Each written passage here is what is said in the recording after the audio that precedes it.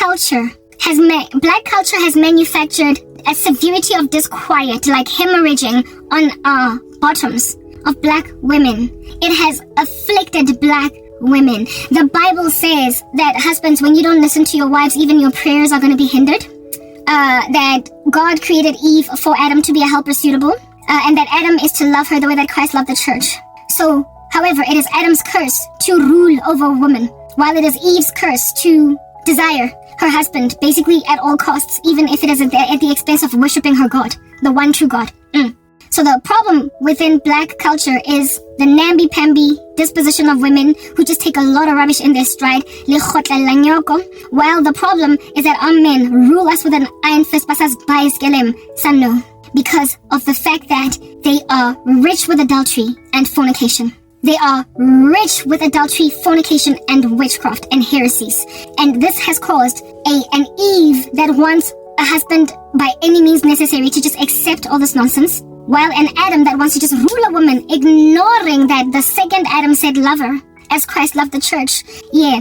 While an Adam that wants to rule her is telling her, take what I have to offer or leave it. But bottom line is, you are not going to survive without me if you leave it. There is a megalomaniacal controlling spirit on the part of our men.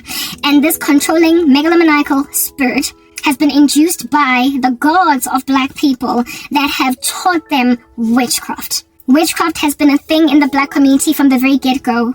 It is not something that we inherited. It is not something that we learned from other cultures. It is something that our gods rocked up and taught us from the get-go. Just like Egyptian gods rocking up and teaching them Horus, Pharaoh worship, whatever. Yeah, we were given ancestral worshiping gods. We were given mere mortal gods, okay? People that we wanted to believe in some kind of spirituality because God has written eternity in our hearts, so we knew that's something that this is a going concern, that people don't really truly die. We knew that because God wrote eternity on our hearts, but instead of searching the one true God out and finding him, we rather sought to fill that empty void of eternity lingering forever and ever and ever and ever with ancestors. We created an eternal God because we knew that he existed. He was written on our hearts. It was written on our hearts, but it was the wrong God. It was not even one God. You are polytheistic. You worship many gods. But if your gods isolate, single out for protection and care and favor any single unique gender, he is not God. If your God does not love men and women equally, he created us, albeit with different functions, nonetheless equal. If your God does not take up the cause of men and women alike, children, whatever, if your God favors only one group of men, one group of people, above another, he is not really God. And in black culture, the gods of black culture, the gods of ancestral worship across Africa, yes, like it meant, they hate God, they hate women. The gods of black culture have no regard for the emotions of women. And God made women more emotional than men, meaning that the depth of exquisite sorrow and pain that we can feel as black women is especially heighty because our gods don't care that we feel. That when you prick us, we bleed. Black gods hate women because black gods promulgate theories, doctrines of demons, destructive heresies that cater to the needs mostly of men than of women. Black gods literally don't care about the plight of women. They don't. Ancestral worship is so misogynistic that as black women just honoring your culture, you are made to ignore because badimu ba approvile. Abo mama betu are constantly, even though they in and of themselves endured a lot of rubbish from our dads, they're constantly inspiring young women to khotlela some of the grandest abominations under heaven. We are told we are told to just take a man, noma aza nabantwana by 7 from 7 different baby mamas. We are told to take in aside the fact that men sometimes want to taste the goods before they put a ring on your finger, and never mind tasting the goods, they insist ukuthi umnikeze umntwana before azokukhiphela amalobolo. We've got men who don't care for the fact that we want stability and security. And so they insist, because they're fornicators and adulterers, that we just give them kids in Jefela before he will engage you in marriage. Like, I had a friend that had a guy rock up and insist, even though she was convicted that she didn't want children outside of wedlock, he insisted on umntwana until, even though she was strongly convicted, wamnikeza never mind one child but two, and this guy never married her. He already had a baby. He was already a baby daddy ngaphandle somewhere, evidencing that he hits it and quits. Uyahamba nje makaqeda ukuplanta a seed inside a woman's belly. But he convinced her how, again, the black gods, how they love witchcraft. How you grab a woman whose faculties are intact and has rightly made a decision that I don't want to have a child out of wedlock. How do you take a woman like that is still in her 20s? So she got plenty of time. How do you grab her and make her give you 2 babies? Of course, you change her mind with black God's idea of control and manipulation, megalomaniacal witchcraft. Witchcraft. Like, kuthandwa imithi. People love witchcraft in the black community, and it makes us very, very insufferable. It makes black people insufferable. Do you understand? The way there is so much manipulation and a tactlessness in it, and a coerciveness. Like witchcraft, Satani Ishman, guys. Satan is the god of this world. He blinds the minds of unbelievers. He is not, however, the creator. The creator is God on high. He created ex nihilo, meaning that he created everything out of nothing. Okay? Yeah. So the Lord is the one that can spur up wonderful, beautiful, butterfly-giving feelings in your heart for a man, and vice versa. When then you suddenly have got butterflies in your stomach, but it's not really butterflies? When then you suddenly have an attraction to a man, but it's not really attraction? On that day, my sister, you are not in love. On that day, you are in prison. When somebody has given you sentiment that is not yours. When all of a sudden you want to lay with Jabu, Temba, or Sfeso. On that day, my girl, you are not in love. You are in prison. You're in prison. And black men love to imprison women. It's a black problem. It stems from long ago, where it is that we are just, like I said, black gods hate black women. And when you are not loved as a woman, your desire being for your husband as Eve, who has been cursed with that. Therefore, if you are not loved, you are going to hate. Hi there, what's up? Finally, my power bank works the way that I want it to work because I've got the right USB. Anyway, I'm outside now to complete this discussion. Okay, my septum piercing is out of whack. Where was I? Yes, I was speaking about how it is that black gods, they don't like women. They don't like women. I did a video some time ago where it is that I was. Let me just put my power bank underneath my armpit so that it's more easy to carry. Yeah, I spoke about how it is, women, black women. I was trying to implore you to, I apologize for the wind, give your lives over to God. Because if you don't have the sufficient protections that you are in dire need of from the gods of black culture. Like, how else can I posture this particular argument? Only look, for instance, I'm 40, right? Years old. I'm like a whole skogwani. And I spoke about how it is that a lot of times women my age, men who encounter us, just kind of glide right by. They walk right by, not so much because we're not beautiful anymore, because black don't crack, okay? But because we're angry, we're hostile, we're sad, because we had been held hostage by other men and we're just like really upset. We are expecting better behavior from men, and they feel as if though they don't owe it to us because sibadala anyway, says Cookie. Your sorrow. Ukwata loku wako. Akusokuyenzela anything. Ukwata hoa how. Siska how. It's not going to do anything for you because at the end of the day, umuktuna ulemukana, umuholo. And upon being as ancient as you are, frankly, I consider you arrogant to think that now I'm going to change my ways for you. So they just go on right ahead and grab kids like much younger women in order to embitter us, and it works. It does work. Hence why hell hath no fury like a woman scorned. But it should not work because it causes women to be very mean-spirited.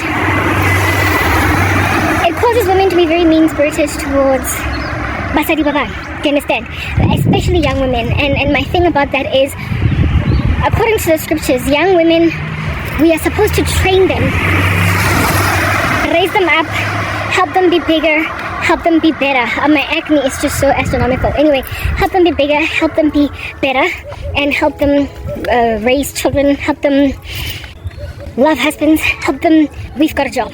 Okay, older women have got a job towards younger women, and that job cannot be done if older women don't love younger women.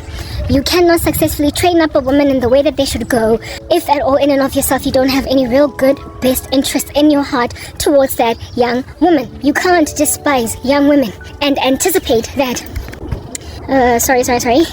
you can't despise young women and anticipate that God is going to be okay with you. What we need to aspire towards is godliness, because that's the only thing that gets to heaven. The most imperative thing here is for us to pass the audition that is the earth, that we might enter heaven. So if something threatens your heaven-bound state, if something threatens your eternal soul, you've got to actively guard it out and cut it off. And not loving women, which is an explicit instruction by God, for older women towards younger women, not doing that is detrimental to your soul. And black women, you end up so embittered later on in life that you are frankly unloving towards old kids, young women, right? For no other reason than the fact that you got lamp-basted by a bushveld of misogynistic men that did not learn how to love women in Christ. Your lack of patience is your biggest problem, black women. And it's not just black women. Women in general can't wait for marriage. Women in general are in such a rush to walk down the aisle that it's to their detriment when they end up marrying horrible men. But it is not women in general that have got a culture of men whose gods hate women. So white women, Indian women, women across all other racial groups other than black, essentially have got better odds than us when it comes to their experiences under men. They have got better odds than us when it comes to their experiences under men. Look, even if these women end up divorced from husbands, things just kind of fall apart, they go awry, right?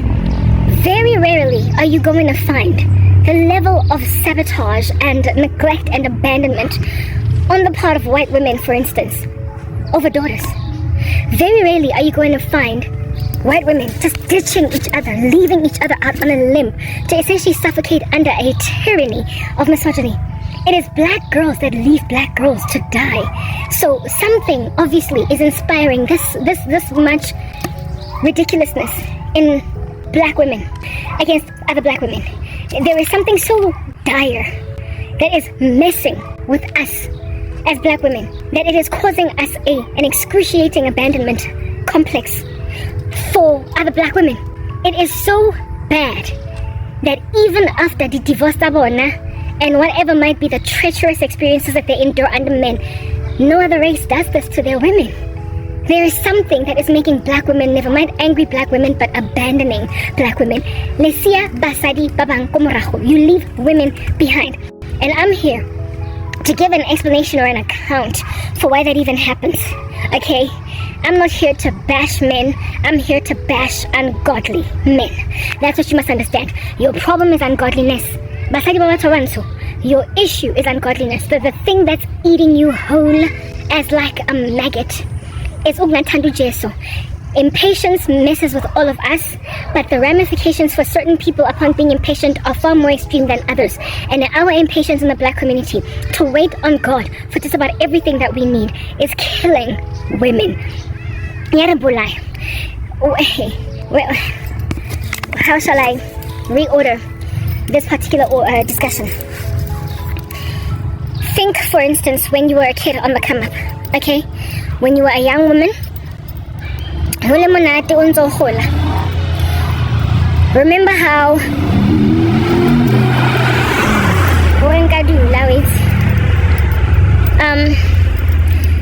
how maybe I can actually sit. I don't know. I enjoy walking. I don't know. Yeah, ish. No, maybe not. All of us, when we were growing up, the guys that we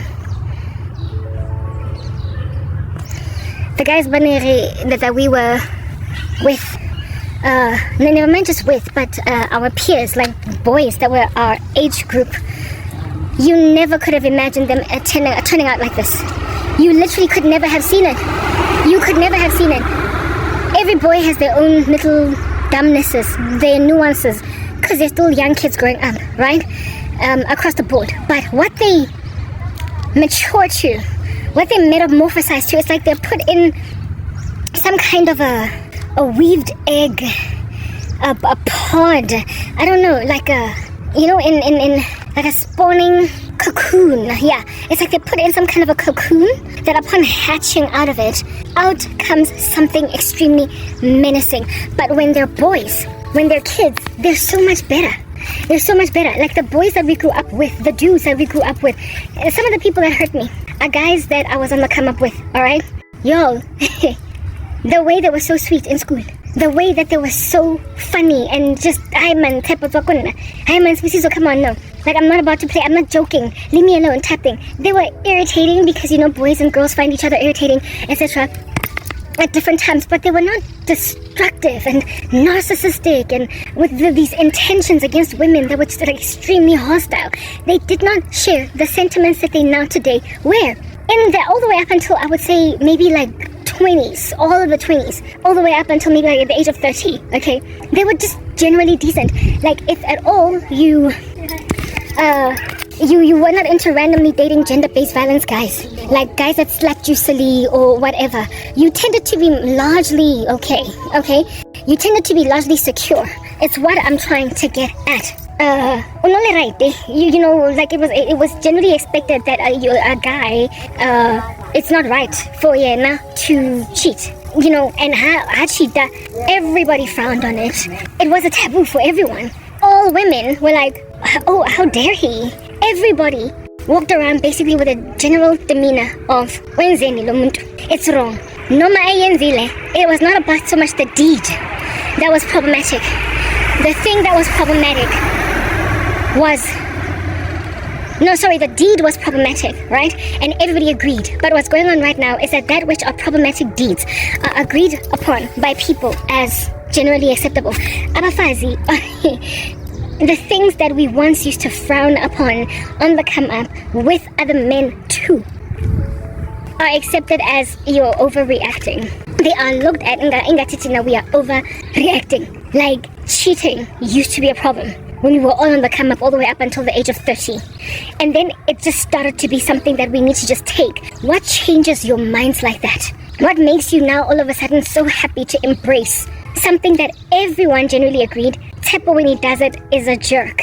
Jabu when he does it is a jerk. The thing that made Jabu and Tepo a jerk now, strangely, are all men in the black community and all women, let me say a lot of men and a lot of women in the black community, for the sake of not generalizing, of the imagination that as time progresses, it's okay for certain things to happen. Abafazi become more increasingly accepting of being shared with multiple men. Not with multiple men, sorry. Of sharing a man with multiple women. Women become all of a sudden happy to take this in their stride as time progresses. Men become more brazen to basically proliferate this as an agenda, and women become more docile to the acceptance of it. It's just trashy. Do you understand? It's entirely problematic. It does not make any sense at all. And yet we're taking it in our stride. How in the world is a conglomerate of women in such a severity of groupthink? It's so bad that women betray each other in the climate of accepting that which we ought not accept. They betray each other. However, the end result of all this activity is the bitterness of women so exquisitely that they can't walk in their God-ordained purpose to, once they get to a certain age, raise up young women to be bigger and better than that. We have a responsibility to raise up young women to be bigger and better than that. We have to teach them how to be wives, raise kids, all that jazz. And yet we're not doing it because we are deliberately setting other women up for failure. And the reason why we set them up for failure is because it doesn't matter what your culture teaches you. What you feel in your heart of hearts is always going to resonate. It's always going to pierce through. It's always going to be the thing that's rather informing your decisions. We ignore our God-ordained way of being in favor of doctrines of demons and destructive heresies, in favor of trainings and teachings that come from another diabolical world that is, however, trying to convince us that this is okay. We train ourselves okayness and acceptance of nonsense at the expense of what we deep down inside feel, at the expense of what we deep down inside have been ordained by God to expect, ordained by God to desire. The Lord has created us very ontologically a particular way, and we cannot mediate from it, not can you deviate from it. We cannot successfully deviate from the way that God created us to think. Yes, we can, but what I'm trying to explain rather is that what is the baseline, whatever causes disquiet in your heart, whatever makes you uncomfortable is only that way because your conscience is speaking volumes. The invisible qualities of God are all over creation. There is the law of God written on your heart. Eternity is written all over your heart, and you are disquieted because you're not aligned to the will of God. So that which is the disquiet in us because of a lack of alignment to the will of God, we are ignoring it in favor of cultural nuances, doctrines of demons, destructive heresies, trainings by gods not of heaven. Well, there are no gods of heaven other than the one true God, but what I'm trying to explain to you is that the teachings of demons, the teachings of fallen angels, of spirits that are not of God, are unwholesome. The teachings of spirits that are not of God are diabolical. The teachings of spirits that are not of God are antagonistic to our rudimentary, basic gut feeling. The gut feeling of which is a shield of protection to help us recover to what it is that we ought to recover to. God, who we are supposed to rather look at, is always speaking through disquiet. I can't say that enough. Through uncomfortableness, and yet abafazi are just happy to ignore the itch in their bones, the thing, man. By shift in order to embrace a culture. Self-denial is a thing, ne? In not black culture, sorry, but just generally. Even in God, like we have to self-deny. But we self-deny the flesh, and when we self-deny the flesh, we agree. Our spirit understands that this is a good thing. Like when you are fasting, it's painful.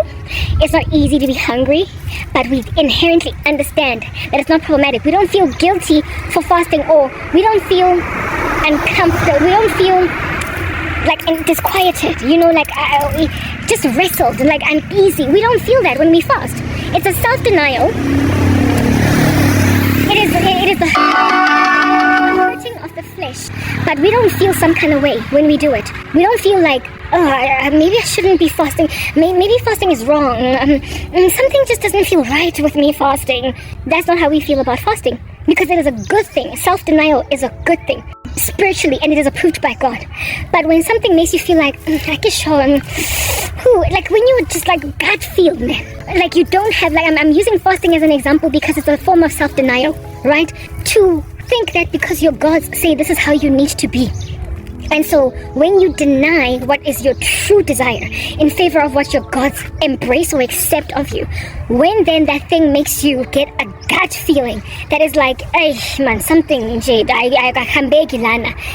You can't compare that to fasting. You can't compare that to the kind of self-denial that avoiding pornography or avoiding sex before marriage is. All like sex before marriage and fasting is a form of self-denial, but nobody feels some kind of way like something's wrong when they are actively avoiding porn, or when they're actively avoiding masturbation, actively avoiding sex before marriage. You feel like you are achieving something good, like you're doing well. After your first day, your first month, your first year of celibacy, you feel really good for achieving success in that regard, because it is a healthy self-denial that is godly.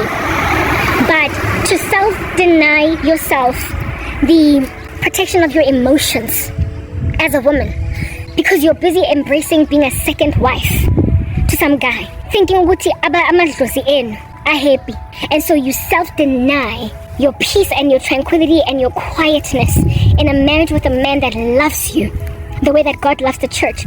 It's not the same as fasting, because that gives you a gut feel. That makes you feel like something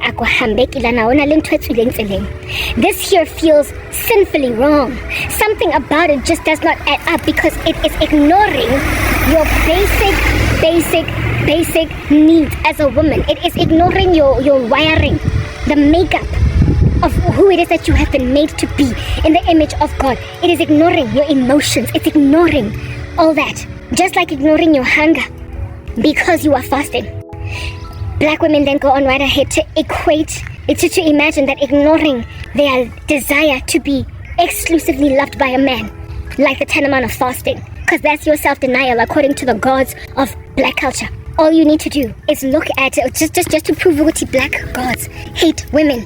And so basically, if at all they hate any single demographic, they can't be gods, is how it is that young men on the Kamaparaho are generally decent, bashap, and we get along. But somewhere along the way, hoba divide, man.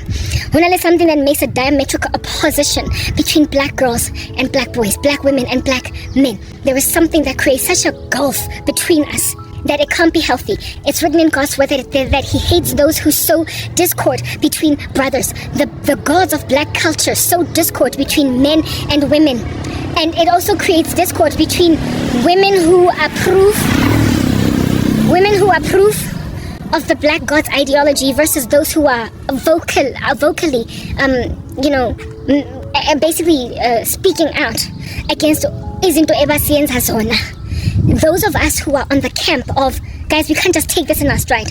Kunabafazi abanye in the black community that are literally like, anithanda abo God benu, or you are naive. They call us naive. They call us iffy, or if not iffy or naive, but just uzobona. Like they literally look at us like, one day you will see. One day, Karabo, now you're gonna get on this bandwagon. You are going to eventually see a vantage point. Just basically, those women who are in the camp of taking this nonsense in their stride are telling those of us who are vocalizing our disquiet and our displeasure with this as walking in an unnecessarily heavy, hard path of getting to the exact same conclusion. They are on the path of least resistance, whereas we are looked at as Rafosta, Rahesha, and eventually Retrobona. This thing can't end well unless you just capitulate to it. You must just lie in it. They say, Garabo, just take the path of least resistance. Take the path, girl, of least resistance, so you won't be fought and wrestled by something that's eventually going to catch up with you.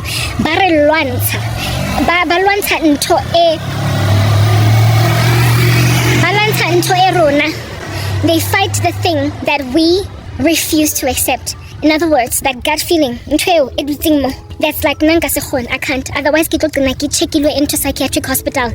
I'm going to end up in Fontaine over Munna. Please, I'm not going to do it. Yeah, they ignore that.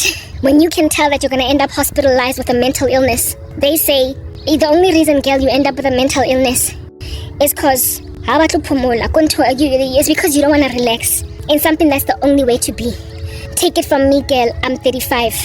And so for those reasons, I've seen it. I've seen life. Good naive to think you can fight this thing. Because if you look around, girl, look around. Wonkumuntu is embracing the culture, and it's like, really? Yeah, okay, fine, look around. Maybe people are embracing the culture because black gods are making you do that. But look at kids. Look at us when we were teenagers. These guys never sahlanye that much. And you would think young men are the ones that are foolish here. Young men who are sowing the royal oats all over the show, sleeping around all over with many girls. Even in that debauched state, they still were a lot more respectful of the general cause of women. They still had more mercy on the emotions of girls. They still were more responsive to the tears of women. Like Ukalagwetu was more appropriately responded to by teenage boyfriends than the men that we are now today married to at 42. Ukalagwetu abenandaba. It's like they feel as if though we are spoiled. So older women are the ones whose tears don't get wiped away, while teenage girls are out there being hugged by boyfriends. Our guys, our own black boys, were far more appropriately responsible to the cause of black girls in a way that as they get older, they don't. Meaning that your gods, you see, the thing about any god at all is that he either sanctifies or he humiliates, but he definitely changes character. You cannot meet with a god and stay the same. You cannot meet with a god and stay the same. So when you meet with a god of heaven, you get sanctified. You get made new. You get made a creation where old things pass away, and behold, all things have become new.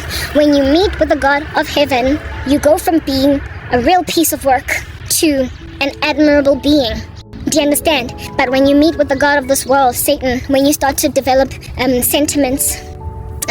when you start to develop adorations for sorcery, where when you do tarot cards and psychic readings and all these things, and you allow these demons to come in, your character withers. It wears out, right? And then you become worse than before. So where before you were jovial, jocose, and cheerful, now you've got an attitude, you're all grunge, you get my point. Yeah, you can't meet with a God and stay the same. You can't. One God declines while the other God inclines. The one God makes you a better person and refines your character, while the other God just makes you a real piece of work, like I said. So, therefore, given that you can't be with a God and stay the same, the gods of black culture, you can't stay with them and stay the same. And given that they're not the one true God, they therefore walk in the fruit of the sinful nature, and so they decline people's character over time. It causes men that were careful for women's emotions to not care anymore, to let our tears be these heavy things that land with a gong on the floor, a thud on the floor, and then be like, you've broken my tiles, and be with her and love her better than you when you were the one that was ride or die, etc. Black women are the ones that take that nonsense in their stride, and there's a camp of black women that are literally saying, it's like that. Oscar Luan had this thing, don't fight it. But like, how in the world are you gonna not fight something that has no care for your grandmothers and your mothers and your older sisters? It only cares for young girls, young women that are yet to be traumatized by the insanity of the moral decline of black men. Why would you want to just let that go? All these women that are in the camp of just accepting the status quo or the grain, they are, like I said, in a path of least resistance, hoping that somewhere in the future they are going to successfully manage, do you understand what I'm saying, to overcome. Tabaure, they feel robbed. Tabaure ka mogare, something is not adding up. Tabaure, there's a vacuum inside them. I don't know how many times I can say this. Very rarely, if not at all, completely, do women who are in polygamous marriages get along. Like we have examples even in the scriptures of women who were in marriages with one man. They never got along, and the men did not do enough to comfort them. These women had to run to God for help where men were acting a fool. Penina and Hannah are an example. Rachel and Leah are yet another example. Very barely do polygamous marriages ever work out for the women, but the men are the ones that benefit. And the Lord always covered the wife that was being treated badly by the other wife. It was never the husband that successfully intervened on behalf of the wife that is being scorned by another woman. It was always God. God is the one that takes up the cause of women. So much so that the Lord have the backs of abafazi that are at the mercy of polygamy, that he went out of here, so much so that the Lord had to take up the cause of the women. Okay, I'm losing my train of thought because who busy whatever. Yeah, what I wanted to God, yes, he wrestles men that hurt women, thinking that nobody sees, nobody is coming through for them, and the husbands are complacent in doing anything about it. We know with the case of Sarah how it is that Abraham's indiscretion basically put her as a concubine for 2 kings. Here it is that a man has a wife, and yet he is leaving her at the mercy of other men. And it was God who intervened by plaguing Pharaoh. It was God who intervened by plaguing Abimelech. God is the one that has the back of Basadi. The Lord is the one, like the insanity of Vanna, with women doing nothing about it. Nobody can protect us, it appears, other than God himself. So if at all the God of the Bible is the only God that actually cares that women are just being indiscriminately treated by men who feel entitled to them, and women who feel like take the path of least resistance, Karabo, so that you won't be in so much pain over the way that Spusiso is acting tomorrow. Yeah, if God can protect you from Spusiso, why not go to him? These gods of yours of ancestral worship, as in Sizi, guys, these many gods of yours, of multiple deities, have no care for Dabaure. You are not comfortable. And the God of Abraham, Isaac, and Jacob explicitly instructs men not to do certain things to women. And he also gives a special favor to those men who choose to be monogamous. He knows that men are inclined and have a propensity towards polygamy, but he rewards with more favor men who are monogamous. The Lord rewards monogamous men, like it is littered across the scriptures. Not only does he frown upon David with Bathsheba, not only does he frown upon Solomon and his many wives, not only does he frown upon any kind of indiscretion, you get my point, concerning Abafazi, the taking of Sarah by Abimelech and Pharaoh. He also explicitly says, you don't get to be my pastor, you don't get to be my reverend, you don't get to be my deacon, you don't get to be my very exquisite prophet if you are not a husband of one wife, and if you are not above reproach, and if your children are not above reproach. Now let's speak about children. Let's speak about children that are above reproach. Let us briefly speak to the whole topic of kids being above reproach. It's written in God's word that you must teach a child in the way that he should go, and when he is older, he will not depart from it. Kids are taught or trained by not only explicit instruction in written form or taught form with a wand next to a chalkboard, a drawing board, right? But they're also taught by the behavior of adults around. They observe. It's nature and nurture over here. Nurture is you explicitly telling a child, don't steal or obey your parents. But nurture is in acting in a way that a child observes in their environment and then adopts that behavior. Two ways of training a kid. So kids growing up in polygamous households, just like it, you are going to struggle to make them above reproach. Why?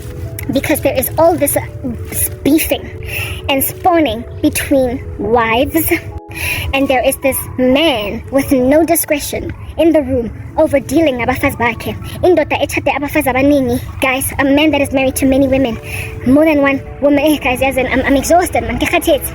Men like this, they just watch the brawling of women. They watch it and they do nothing. Abantwana go and they run to dad when moms are fighting. And the dad just stands back on some tabataba, like literally men who have got many wives vanjalo. They don't even intervene appropriately in the circumstance, or they take the side of one woman because they favor them over the other.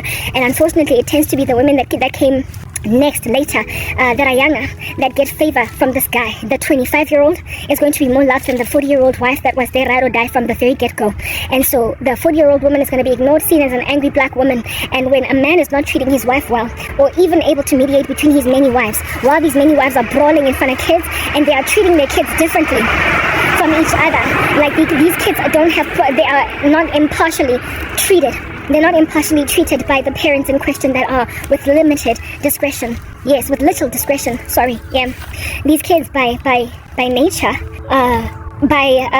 nature. Sorry. Yeah, it is nature. Where you are. No, it's nurture. Okay.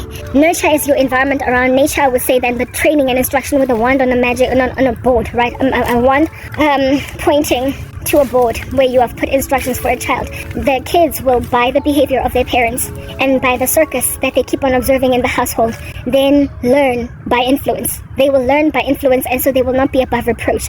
Boy children in that ecosystem will think it's okay to treat women like that, and girl children will also, like I said, path of least resistance. And this path of least resistance, seeing as it is a least resistance to demon gods that aren't really, the likelihood of your girl children growing up in a household like that, choosing God Almighty on high at the expense of demonic gods is very low. Your daughters are going to think it's okay for them to be treated like this from the very onset, from the very bottom, in the very beginning. Bana ba banyana are going to think, for this to be your life, like daughters are not going to expect love. And when, as a daughter, you don't expect love, you say that God cares more for men instead of for women. You basically lie. Do you understand what I'm saying? Like religions or texts that proliferate the sentiment that God is okay with certain ways in which men behave give him a bad name. And it also disincentivizes women from turning to him truly. Because apparently you've seen one God, you've seen them all. But once you've seen the God of the Bible, once you have seen the God of the Bible, you have seen the God that rescued Sarah from Abimelech and Pharaoh, even though Abraham was not acting appropriately towards Sarah. Now this filter is like crazy ridiculous because the lights are dimming. Anyway, you also see the God that had the back of Hannah after Penina was mocking her. So basically the God that, when a woman is lamenting that she's been treated badly because her husband is lacking discretion in terms of mediating between his many wives type thing, God will be the mediator. When a woman is dealing with a man that won't listen to her when she's speaking, she will be rather trained that it is possible for you to walk out of a situation of that nature because it's abusive. Because the God of the Bible insists that men listen to your wives. Otherwise, your prayers are going to be hindered. The God of the Bible says, love your wives the way that Christ loved the church. And Christ is jealous for us. Do you understand? He expects us to be faithful to him and have no other gods. And so, and in and of himself, he will be uniquely protective of us, given that we have chosen him as God. Therefore, like I said, monogamy is like a whole thing. Monogamy is like a whole thing. Like, while the Lord might make concessions and allowances for polygamy, he recognizes how detrimental to the emotions of women it is. He also made it clear that King Adam and Eve's fall, right? Eve, from now on, her desire will be for her husband. So a woman will be basically very docile to a man's whims, all of them, at the expense sometimes even of her spirituality. While a man will lord it over with an iron fist over a woman at the expense of his own spirituality. But godly men and women recognize the importance as men to love women as Christ loved the church, and as women to refuse to respect and obey and make yourself humble under a man that is ungodly. He does not expect that of us. And when you go to the Lord, not only do you have protections that women generally lack, okay, at the hands of men who insist that they can polygamously still have like multiple wives all over these streets. Who imagine that they can polygamously just carry as many wives as they want in their backsacks, and without God having any qualms with it. It's a faulty way of thinking. It's erroneous, like in the worst way, and it is destructive to the souls of women. It is destructive to the souls of men. It is destructive to the souls of children, and God implores you to flee from it if that's the status quo. And black women, because you have loved your gods, you have therefore no protections against the entitled state of our men. Okay, so the filter is looking really horrible right now. Let me either go inside or find some other way. Yeah, okay, I'm inside now, and even though the sun has set, I'm still wearing shades because we're dealing with shady issues. Anyway, whatever now, of course, y'all know this is a filter. Where did I last end off? I believe I was speaking about the acceptance of insanity by women. I did highlight when I was still in the street over there that the path of least resistance is killing women. The path of least resistance is killing men. And this path of least resistance is insisted upon by Satan. I used the scriptures, I used the Bible reading from the King James Version when I was still in the car to help you understand that what's going on with black culture, y'all need to get that a little leaven leavens the whole lump. Within the black community, there is this whole sense of camaraderie, whatever, ubuntu, wada, have each other's backs, fish paste, and protect our men. We get it. We totally understand it. But the uncomfortable issue with protecting our men is that it's just our men that apparently need protection. The scriptures make it clear that true religion is the taking care of widows and of orphans. Widows are women, orphans are children. So basically take care of women and children. Everybody needs protection. because this world can be a dangerous place. But more than anything, God highlights very exquisitely that those that are most in need of protection are women and children. So that you can understand that the God that you serve, black people, is not the one true God, even though you keep on mixing ancestral worship with Christianity. Only look at the fact that in the black community there is this poignant call to protect men. It's weird. It's weird. You ought see it as such. Because who needs protection according to God more than any other single demographic are women and children. Because God made who? Men. To do what? Protect what? Everything and everyone else. God built men to protect society. He made them in order that they might have all that muscle put to good use in the shielding of women and children.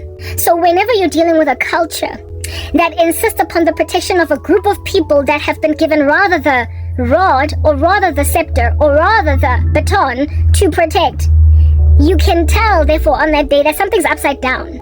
And in black culture, we are the single most ridiculous,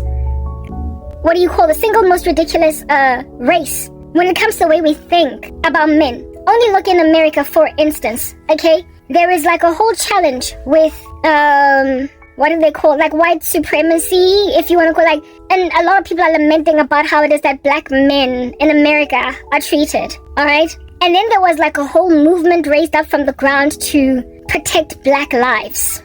And it is evident from the Black Lives Matter movement that it's not so much Black Lives Matter, but black male lives matter. Because when it comes to black women, there's literally not as much uproar whenever they are killed, whenever they are massacred, and whenever they are afflicted, as there is uproar against black men. And the fact that black men can take this in their stride, where it is that everybody's out here crying and complaining about how it is that all black men are so badly treated, okay, at the expense of black women, the fact that black men are not uncomfortable with the lack of protection of black women, while the whole world insists upon their protection. It's like, what is going on over there? You're namby-pamby. What is happening? I can't stand my background. I'm trying to cover it with limited prosperity, but being in the car is not even in the slightest very helpful at all. I could go to the car, could I? Just to make sure that I'm going to be so cold. I'm going to be so cold, like back there. But in the car, I don't have to deal with me shuffling around in terms of my background like this. I can't stand this environment, this ecosystem. It's not conducive. It's not catering to what I'm trying to do here. It's not giving. And I have a power bank that appears to be helping my agenda along. My battery is sitting on 26%, so maybe I should just go outside. I don't know. What do you think? Going once, going twice, and sold to moving outside.